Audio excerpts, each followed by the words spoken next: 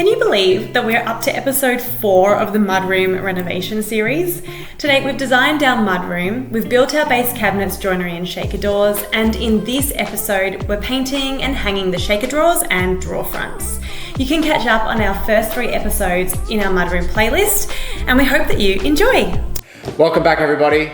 In this video, we are going to be looking into the doors specifically. We're going to be doing some sanding, prep work for all of our holes in the joints to make sure they're nice and smooth, as well as priming and painting. Now, we've done this quite a few times. There's been a number of videos that we've done this, but we'll probably breeze through a handful of these elements and sort of just show you the process as a whole. But one of the more important things is when you're doing your own hinging is to make sure you get one of these. These things are the best little template for hinging. They are a Hafele or Hafele, or however you like to pronounce it, sort of guide that you use, and it has all of the pre-drilled holes ready to go. So it means that when you're setting up your big hinges and you get your flush sort of routed bit from Bunnings as well, or wherever you want to buy it from, it means that the template just sets it out absolutely perfectly. It tells you where to pre-drill all your holes, exactly where to put all your pieces, and basically once you sort of transfer those measurements across onto your cabinet, it means it's set up perfectly. It's really helps, takes so much of the thinking work out of it, and doesn't mean you have to measure everything to millimeter perfect. So what we're doing here is we're just setting up our whole door on flat, which some of these are some of the big ones that we can start off with. Set it up with our template. I'm going to just put my top and bottom hinges 100mm in from the ends, and then just sort of half the middle ones. So this door is going to have about 4 hinges, or 3, I'm not too sure yet. And we'll work backwards from there, and using this template, we'll be able to get it all drilled out perfectly. Okay, so we've done our 3 hinges on the door. I did choose 3 in the end, not 4. It seemed a little bit excessive. On the hinge packets itself, it tells you how many you should do per door. And that depends on the weight of the door, the width, and the overall length. So for us, we were in between, I think, 15 to 2 meters, which recommended 3 to 4 hinges. And because they're quite a little bit thinner, 3 is perfectly fine for these. So I've got them all drilled out on the door. Now the next thing is to transfer them onto our cabinet. And of course, trusty template, would never think about doing this without it. I've just measured down the same height. So at the moment, our doors are going to be flush with the top of our cabinet because we do have a bit of a gap between the ceiling here. And I've made our doors 3mm smaller than the overall cabinet. So they're going to sit 3mm up off this bench seat underneath me here. So there's going to be a nice easy swing. So I'm just going to measure my 100mm down from the top of the cabinet, use my guide, drill these holes and put the clips on the doors, and then we'll be able to install the door. Now when you're screwing these on, make sure to get that nice and central to that oval sized hole. That way you've got adjustment up and down if you need it to adjust your door heights. If not, it could be really hard to get nice and aligned. I've probably got these clips on the wrong way around. Oh, mate. Get on there, friend. No, I'm this bloke. That's to get. And voila. Oh. Look at that soft clothes. Beautiful. So special. 1 down, 5 to go. 7.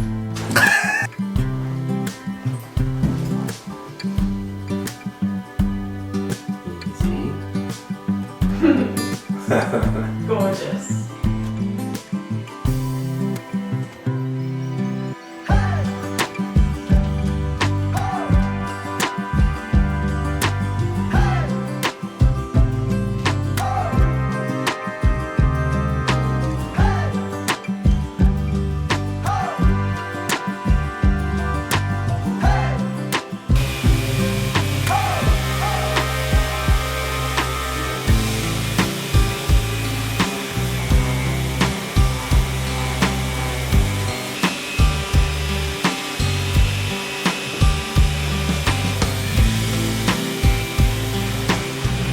Alright, so now the tricky part. This corner has really taken up a lot of my time. Mentally, I've been trying to figure out how to make this work, and it is really tricky. So what we tried to do is make the depth of these cupboards as little as possible so that it allowed enough door to swing in between our bench top here and the back door, but it is really tight. So basically, I've done the best that I could and tried to figure out the best way to do it, and that's basically going to be hinging it off this corner using some nice big 160-degree hinges, because of course the standard hinge only opens about 95 degrees, so it would only get to about here, which basically means this whole corner is blocked off, so it's really got to swing that further distance all the way out. So nice big hinges on the first door.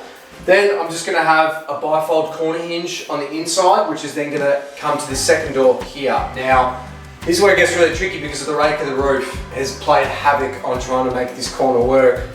Mainly due to the fact that the top of that door is going to be so high because of the rake of the roof that when you open it, it's probably going to want to bind on the ceiling at some point over here. So I think the only way for me to get around this issue is basically to cut the top of the door off so it's nice and square.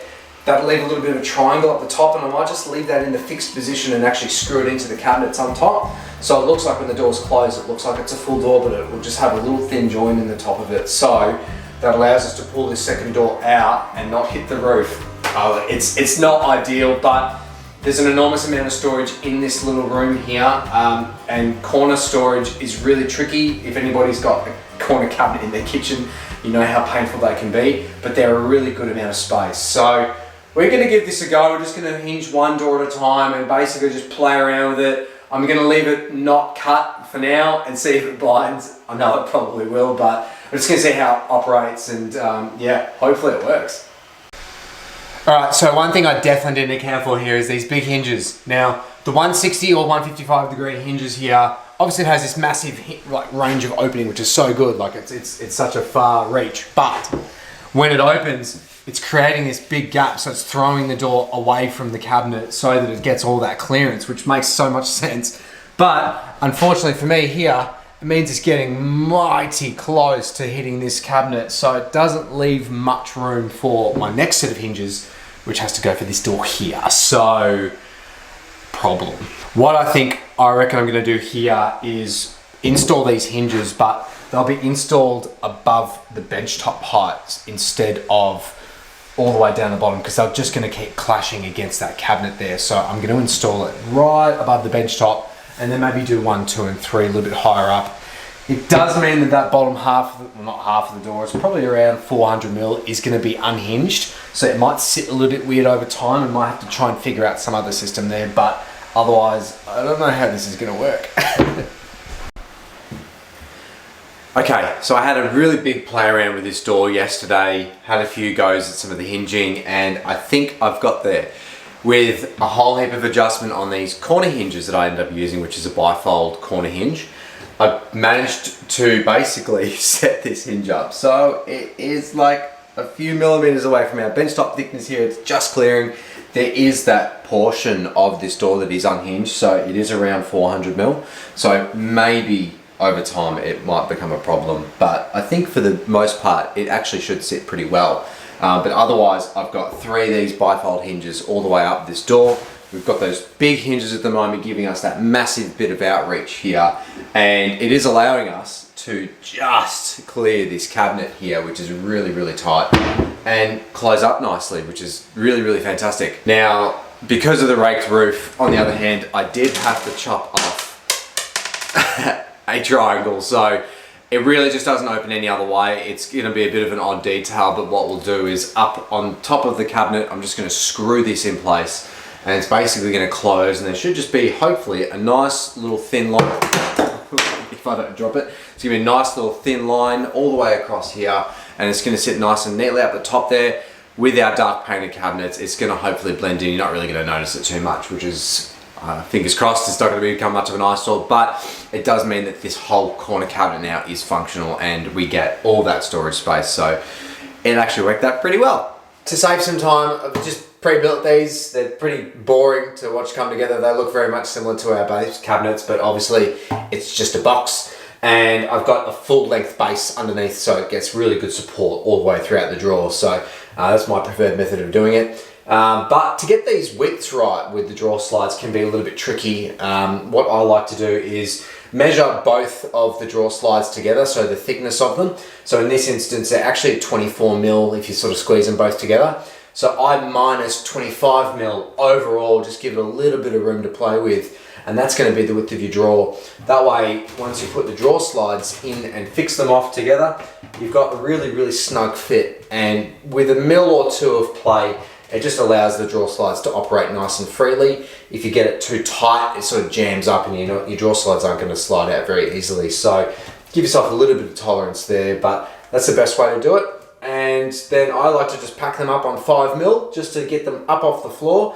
And that's usually enough to get a nice clearance all the way through. And if anything gets stuck or jammed in the way, it usually it's a little bit of room to move. So that's the best setup, I think, for this one. So we're just going to fit these slides off. So when getting ready to put your drawer slide on and your drawers in completely, make sure that these ball bearing runners are right to the front. That way you want to make sure that these get caught straight away. If it gets any further back, sometimes these ball bearings or this little bracket here can get stuck and can actually get bent and damaged. So bring it right to the front and that'll make it a lot easier.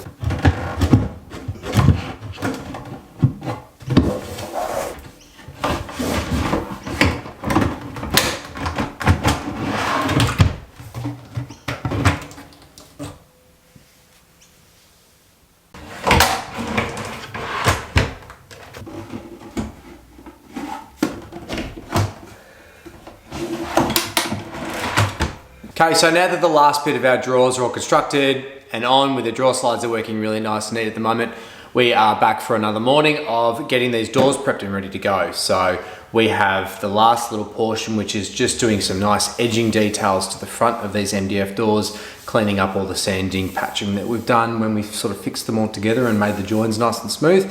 And then when we finish the edging, we'll give all these doors a good prime coat and another sand and then a top coat, then another sand, and then another top coat. So a little bit of an arduous process, but it does get these doors, as custom as they are and as homemade as they are, looking really quite professional. So one of the big things that we're doing right now is this edging. So I'm using a little ball bearing router piece here, which basically allows you just to roll the router along the outside edge of the doors, and it gives us, I guess, perfect arris or beautiful little like pencil round edge on the front of these doors. Don't really need to do it on both sides, but it just makes the front edge not look as harsh, and it gives it that really nice touch. So running this around, and I've sort of makeshift strapped with a little cable tie the vacuum to the end of it just to get all that really fine MDF, because of course it is pretty rough, this stuff to breathe in, so you definitely want to take every precaution you can to making that as safe as possible. So I basically couldn't get this vacuum any closer to the head if I tried, but it's making it nice and good for me. So I'm just zipping those around the edges and then we'll get ready to paint. We are mid-priming. There's like little bits and pieces absolutely everywhere. Little doors, big doors, side panels, just like bits and bobs. Absolutely everywhere. Come in here, Brad. For a second, come in here. Brad's working on the... Working on protecting the goods. the jewels. Working on our stacker washer and dryer. Sorry, I'm so sorry about that. I've done that too many times. Really hard. But we've just been a bit busy lately. It's been full on. It's been full on. We've had weddings, we've had a lot on our plate. Can you stop it? I'm just gonna stand over here. I'm so sorry. No, you can be over there. I feel safe in here. Oh my gosh, I'm so sorry. We've had a lot. We've been in weddings, which is just so much fun, but you know, obviously it's an absolute honour to be a part of it. It takes up quite a bit of time and also just like mental load. So the past few weeks we've just been sort of a bit distracted doing other things. Yep. But we're kind of back at it. The weather's getting much warmer here. So we've been planning what we might be doing like outside coming up. I know, we might think about doing some paving while the weather's good. Yeah, we want to utilise the weather while we have it, because Melbourne in spring is a bit touch and go. So yeah, we want to get the colour on the doors, which is really exciting. So we're just going to try and get all the bits done. There's like... There's panels and doors everywhere. Everywhere! All over the place. But no. One by one? One by one we're going to get through it. So we're going to be painting both sides. Of course, we're going to be priming, which will seal it and help it get heat really durable and not soak in your paint. So it's making sure that we do the prep really well first before we go into our colour. It's not something you want to rush. We've already given them a really good sand, so nice and smooth. Now we can just paint the primer on and then sand primer, paint, sand, paint. It's a long process. Exactly right. Anyway, let's get stuck into it. I'll show you our piles and then hopefully we can get to painting. Check out Sand's piles. Can get to painting soon.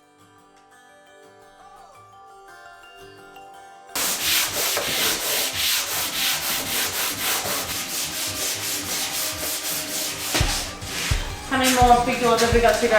Is that all the big doors done?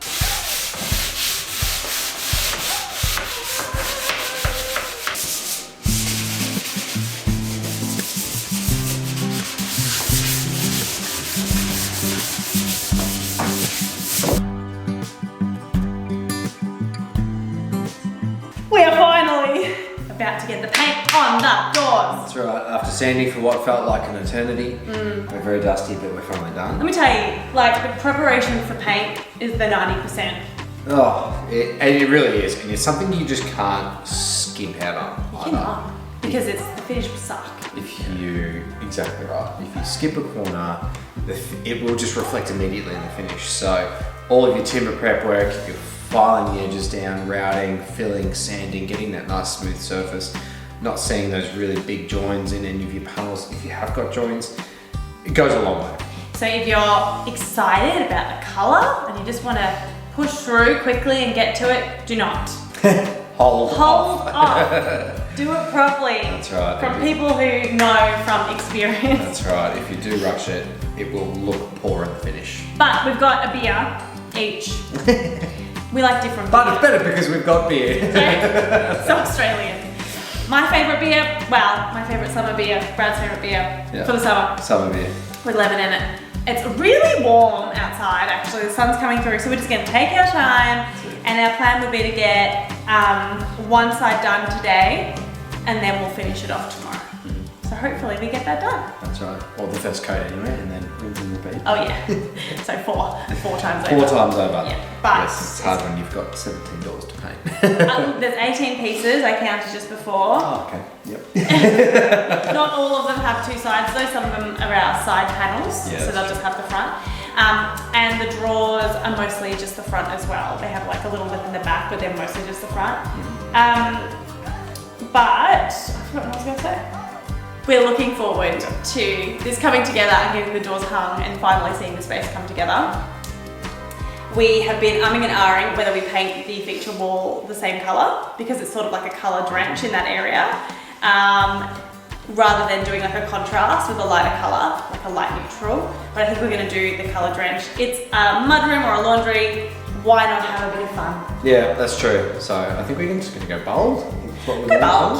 Why not? Go bold or go home. It's the perfect room to do it in. You know, you pass through it, and you want to have a bit of fun. Yeah, that's right. I think it's just a nice little space to do something different in too. So Let's get painting. let's get painting this beautiful dark blue. Isn't it pretty? It's gorgeous. It's gorgeous. It's gonna be moody. Good morning. It is the next day. We got through quite a lot yesterday, but there's still quite a lot to go. We've got to do all of our tall doors for their first coat on their first side still, and then we can swap over and start doing the other side for the other one. So essentially we've done one side of some of them, which sounds like not a lot, but it's just a time-consuming thing to make sure you get the right finish. I'll show you what we have painted and then let's get to it.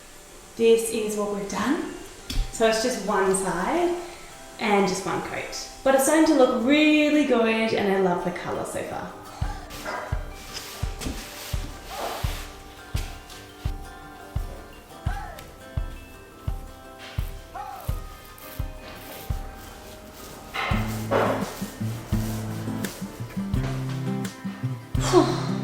We've done our first coat on the fronts and the backs, or maybe there's a couple that we haven't done the backs on yet, but this is the most of it, first coat, which is great. This time we've used a mohair roller. Only using a small roller here to do this, so it does take a little bit of time just to get those streak marks out and get a nice smooth finish, but I think it's about a 4 or 5 mil nap and it's coming up really smooth with this semi-gloss aqua enamel type paint. So really excited to get the second coat done because this colour is awesome. It just looks amazing. It's going to be such a moody little room. So just waiting for these to dry. We'll give them a quick little sand and then they'll be ready for a final coat. After what feels like an eternity of painting, it's hanging day. Ready? So we've gathered the doors. We're going to hang the doors first and then we'll do the drawer fronts. That's right. Yeah. I do need to do the drawer fronts. It's going to be a little bit tricky because I've got to install them on the face of the drawers. Got to make sure they're spaced out nice and evenly. Maybe paint like the gaps in between because we're making a double drawer look like it's 2 singles. So we've made single doors for a double. So it looks like there's 5 separate drawers, but you will show you. It's a design thing, but it's gonna start to look like a mudroom. Let me show you inside. We'll take you in and then we'll hang some doors. That's it. Yay! Okie dokie. So we've got, these are where the doors will be hung. So there's 7 all along here, and then the drawer fronts are here. And we've got 2 overheads here, and then we'll have 2 hampers here. So this is going to be our washer dryer, and we'll paint that soon. And they'll start to go in.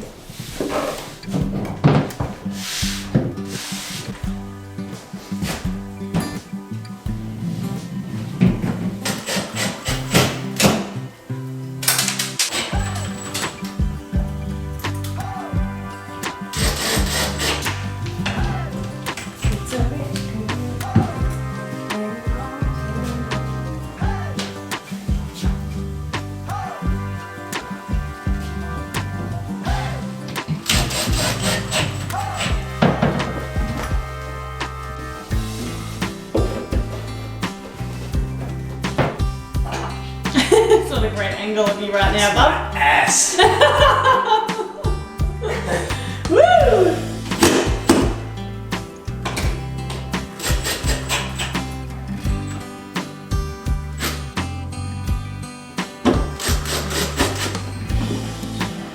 Nice.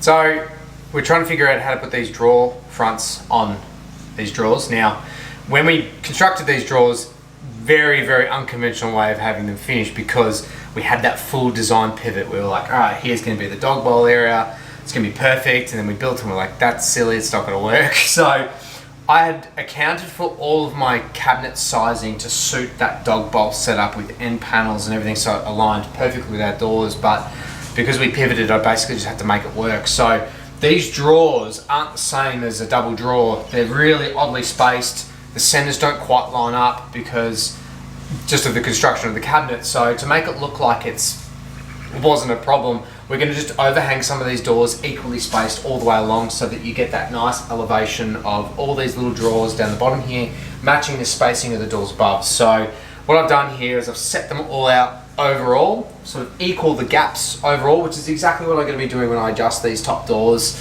and moving them forward, back, left and right. Just going to get them nice and centered over the whole opening. So same thing down the bottom here, so it's all symmetrical.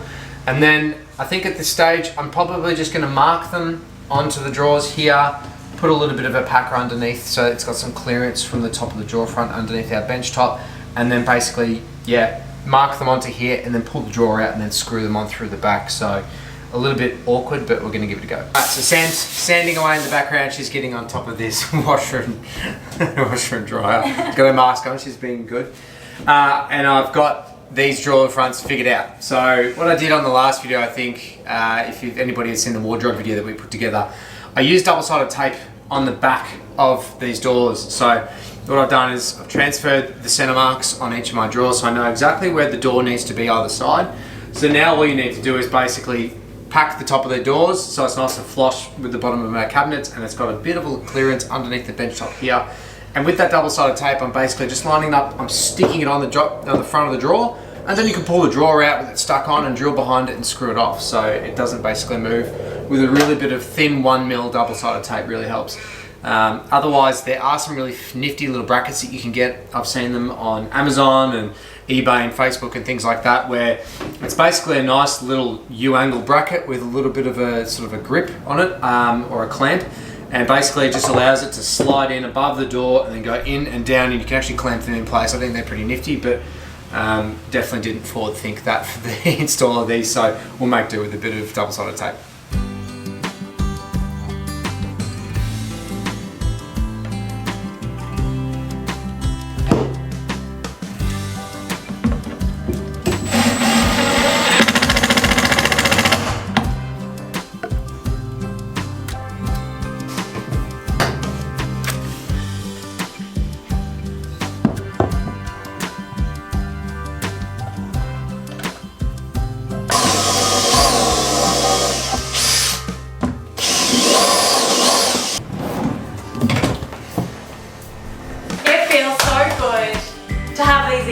and not on the floor anymore. Every time we painted it, it's just like child would shake and there'd be fluff and dust everywhere. So he would walk directly on. And he would just walk straight over the There was top. paw prints all over them.